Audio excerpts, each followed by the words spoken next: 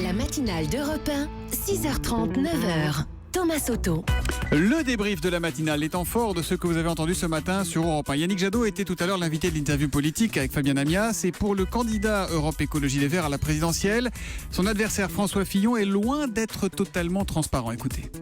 Il a travaillé pour AXA comme lobby sur une directive européenne qui doit évidemment rentrer dans le droit français. Pour moi, c'est en dehors des clous. Ça veut de dire la que pour déontologie. vous, il y a un conflit d'intérêts. Bien sûr, quand on est législateur, on ne peut pas intervenir en même temps comme lobby pour un intérêt privé et en même temps législateur censé défendre l'intérêt général. Quand on travaille pour la société AXA et qu'on commence sa campagne en disant on va dérembourser une partie des soins, je suis désolé, là aussi, je considère qu'il y a des conflits d'intérêts.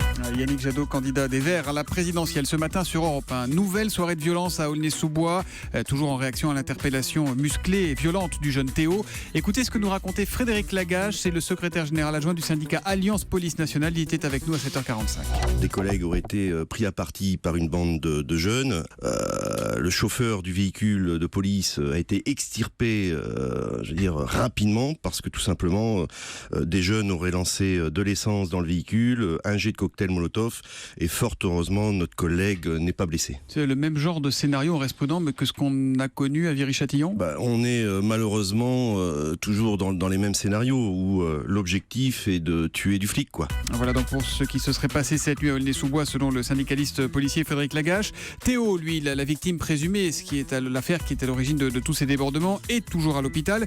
Écoutez son témoignage recueilli par son avocat Éric Dupond-Moretti, c'était également à 7h45. Il m'attrape à 3. Pendant ce temps-là, l'autre policier qui était en train de virer tout le monde, il revient vers moi, il baisse son pantalon et il enfonce la main dans mes fesses. Il m'insulte tous les noms de négro, bamboula, de salope.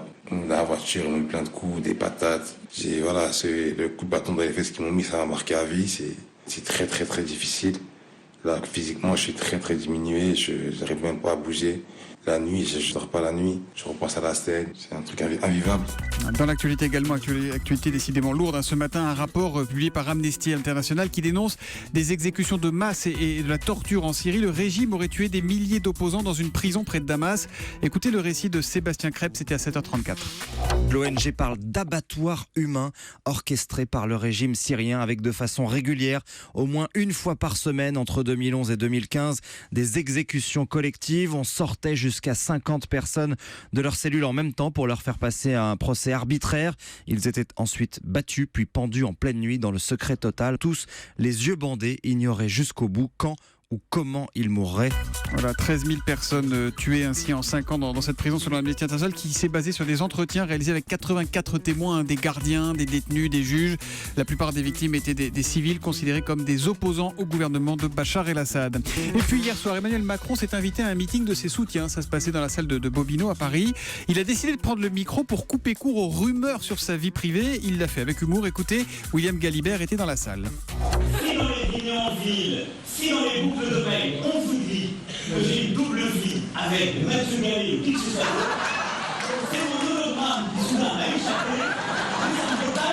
Si on vous dit que j'ai une double vie avec Mathieu Gallet, le président de Radio France, c'est mon hologramme qui m'a soudain échappé. Voilà ce que dit Emmanuel Macron.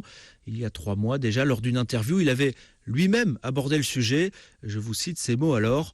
Je n'ai pas de double vie et je tiens plus que tout à ma vie familiale et maritale. Voilà, le hashtag pour réagir à la matinale, c'est toujours le même, hashtag E1 matin. Puis il y a le hashtag E1 bus. Je rappelle que le bus de la présidentielle sera à 3 dès 10h ce matin. Vous êtes les bienvenus à bord de 10h à 15h. Vous pouvez notamment faire votre photo dans le bureau du chef de l'État. Et puis ce soir, c'est Nathalie Arthaud qui sera l'invitée de Nicolas Poincaré à partir de 19h. Toujours dans le bus, à plus dans le bus, comme on dit.